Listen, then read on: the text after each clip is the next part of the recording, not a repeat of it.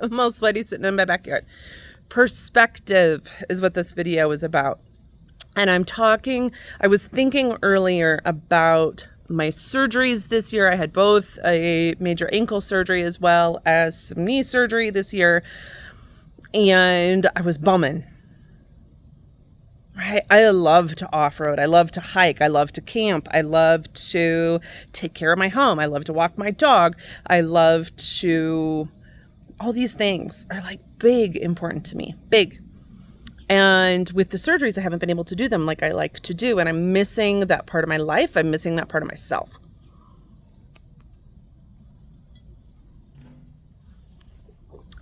And I was thinking, well, I was bumming. Now, when you work with me, you will know that you have the emotion. Allow yourself to feel the emotion. Right? Well, I shouldn't be sad. Well, I am sad, damn it. Like, allow yourself to be sad. It's okay. Go to the field, throw the tantrum, throw rocks, break sticks. Like, allow the emotion to move through. Cry in the shower. Whatever your thing is, allow all of those things.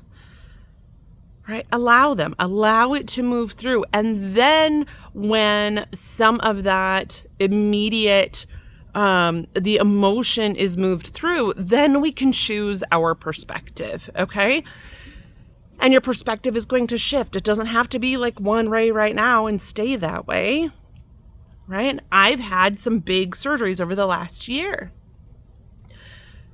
My perspective at the beginning is not the same as it was now, right? I'm in over a year. My ankle injury was in September of last year. Surgery was the end of January. And then my knee injury was in June. And I'm just 2 weeks post-op from that.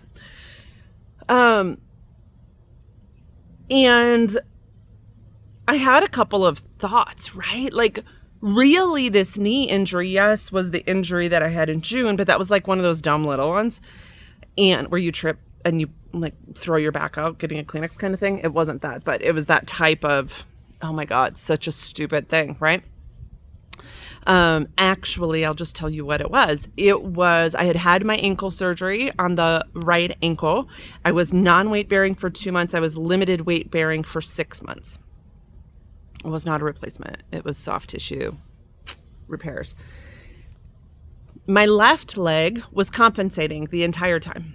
Right. And so then we went to do our wedding, and it was in my parents' shed unexpectedly. And so we were working on the cement. We were cleaning up the shed, and then the wedding and the dancing, and it was wonderful.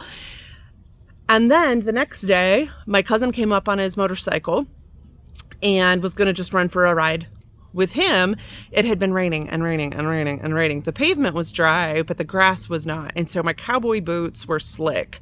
And I went to hop on the motorcycle, and my foot slipped off the peg and hit the pavement. So we're talking like a foot, 18 inches, maybe. But just this knee was just done. Now, these are injuries that I've had since a gnarly ski injury in my early 20s. We're talking like 20 years ago. Not quite 20 years ago. And it was done. It gave out.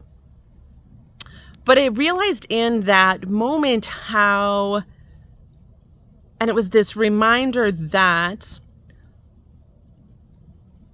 we don't do the work until we are in a safe enough place to do the work.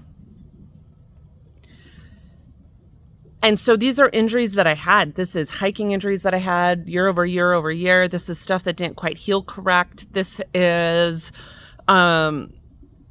just like years worth of wear and tear on my body. Like, I lived hard. I worked hard. I was doing the ranch, riding horse, skiing, camping, snowshoeing, like all of these things on a body. Right? And it's this incredible, incredible body that I am in a safe and stable enough place now to be doing the work.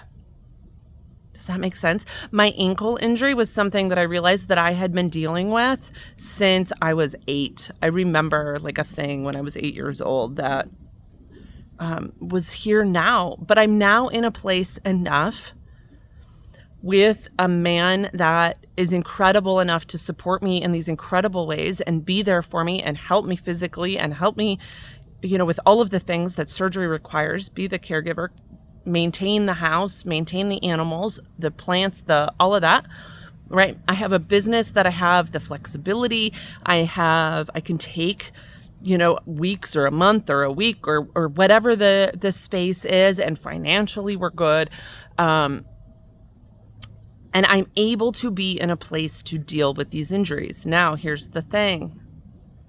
Our upper 30s, we start to do this. And this is why these are some of my favorite clients when you're in your upper 30s, because you go through your 20s and like you're just out of the house, you're going to college, you're doing the things, like you're still doing what you're supposed to, right? You're doing what's expected. And then you do med school, and then you do, your PhDs, all of you, or your MDs, or whatever your doctorate program is.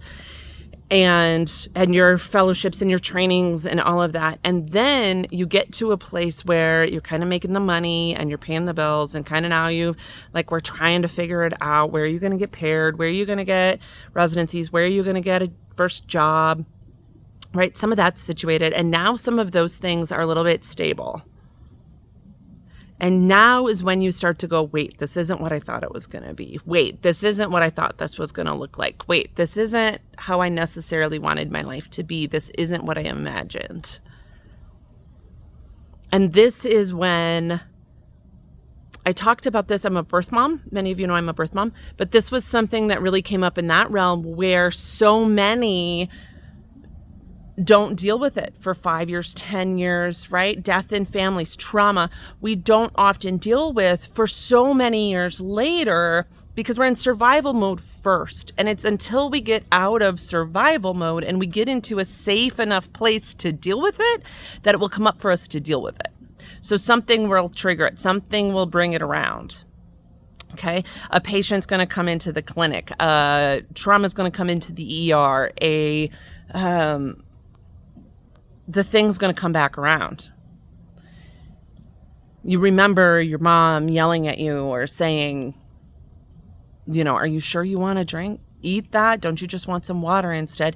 Like these comments all of a sudden come around when you're like, oh yeah, I want that. Whatever, but you're on prednisone again. And so then remember, yeah, damn it, I was on prednisone 6 times a summer. I sure as fuck did want that banana or whatever it was at the time.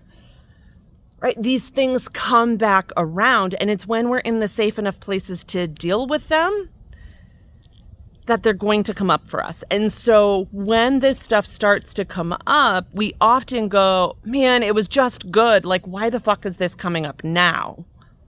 Right? And you get so frustrated. Why is this coming up now? Damn it. Like, I just had shit figured out. Like, why do I have to do this now? That's why. That's why. And so you can be pissed off that the thing happened, right? That brought this up, and allow that. And then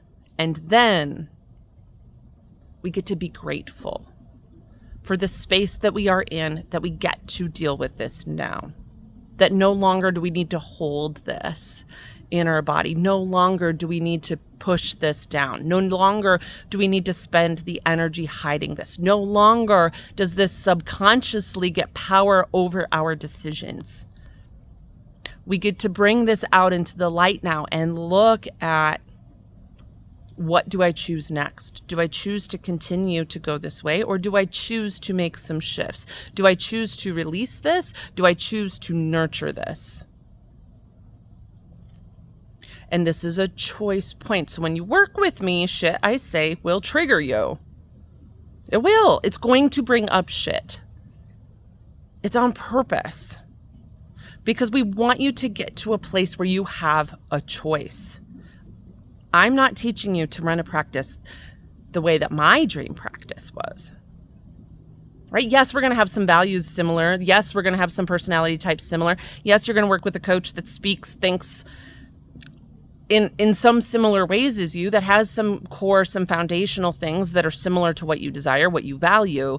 And this isn't my practice. This isn't me teaching you step by step how to do it my way. This is me opening up so that you can see the options that you have. So those of you that are working with me are in a place that's safe enough, or you know that this is your next level. Like, I can stay here and this is fine, and like I'm annoyed and this is frustrating, and I know it can be so much better, and you're so in frustration and angst and like burnt out that way, but there's a lot in your life that's really stable. You're in a stable relationship, you're stable-ish financially, as long as you don't get fired because you pissed off the boss tomorrow, because they don't get it and you get it, right? But there are things in your world that are stable enough that you can deal with looking at these things. It's a gift that this shit comes up. It's a gift to take it out and look at it, deal with it, choose it or not. It's perspective.